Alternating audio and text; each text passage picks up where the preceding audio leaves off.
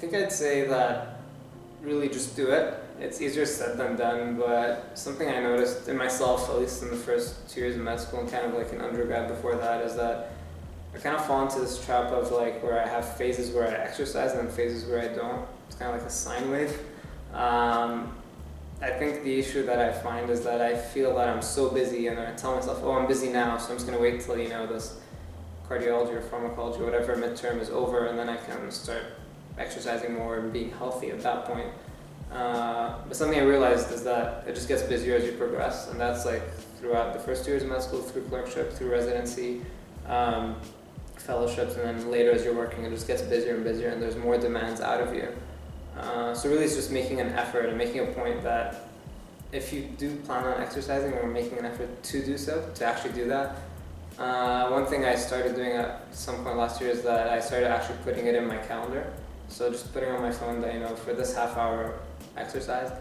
And again, that's easier said than done, but I think it's good to be realistic with your goals. So it's not, you're not running a marathon every week. You can if that's what you do, but I'm not at that level. I'm just trying to kind of keep a baseline of exercise. Since I've been a student, I've always wanted to stay fit so I can do some of the sports that I like to do. And for me, hockey is the sport I like to do. Summer I'll play baseball, if I golf, or if I do some long distance biking. But I take my commitment to physical activity seriously, and it's part of my daily routine. It's part of my job, just like going to school or going to work. I make sure that I fit it in every day.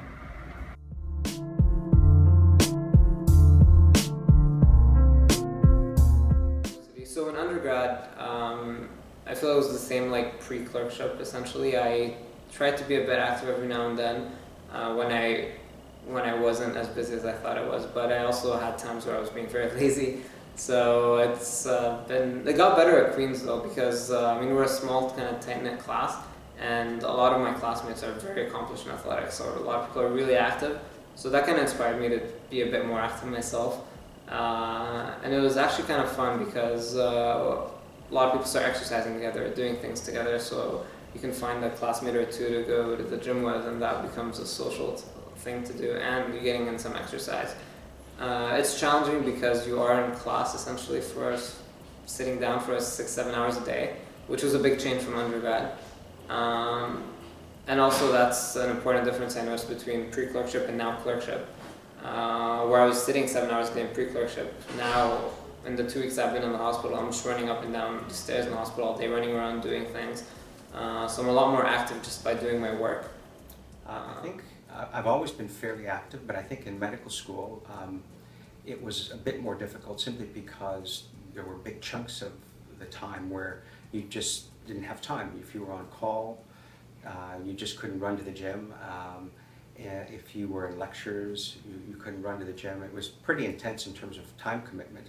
So I think I probably exercised less when I was in medical school. I think for other reasons as well. I was married, I had children, but I think in general students probably have or feel they have less time to look after themselves, aside from making sure they get all the work done and making sure that they're doing well and they're coping well. I think exercise for a lot of people is sort of probably not first on their list.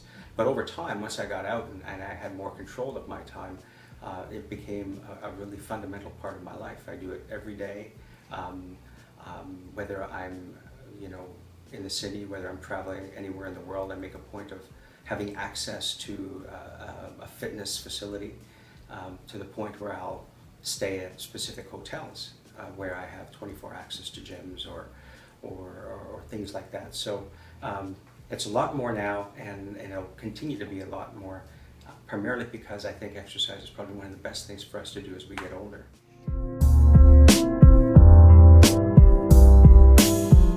It's pretty varied, but I guess it ranges from strength training from time to time. Either like at home, just doing sit-ups or push-ups if I have the time, or just going to the gym, like actual weight training. Not too much of that stuff from time to time.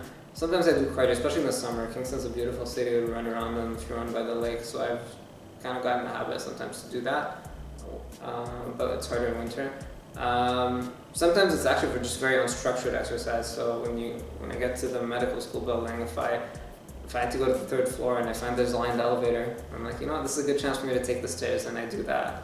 Or right now in clerkship, I mean, we're running around the log getting consults and things done.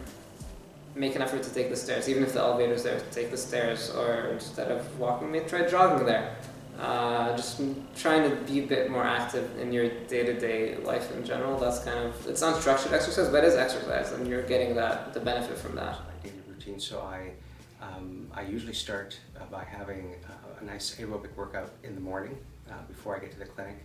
And that's usually, can be up as much as an hour of stationary bike at a pretty good intensity, and then I go to clinic, and then usually around noon or mid-afternoon I'll run off to the gym, which is very close by, and that's where I do most of my strength training. So it's really a balance between aerobic and strength training most days.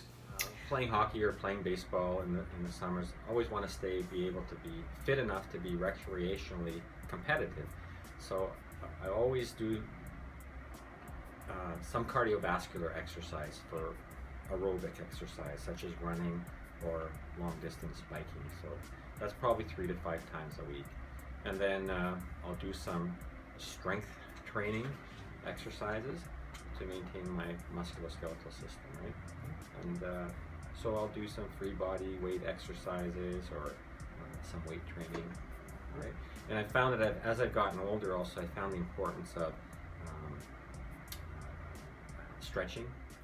Very important Received.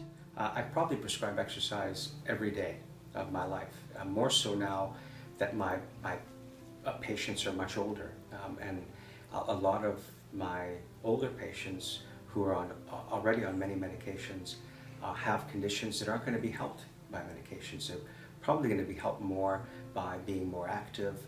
For example, in the elderly, I encourage lots of strength training, especially the large muscle groups, to help them maintain balance, to help them. They often will come in complaining that they're tired, and they're probably tired because over the years they've had some muscle atrophy. Their large muscle groups are not able to maintain their balance and to maintain their tolerance for activity as well as they used to.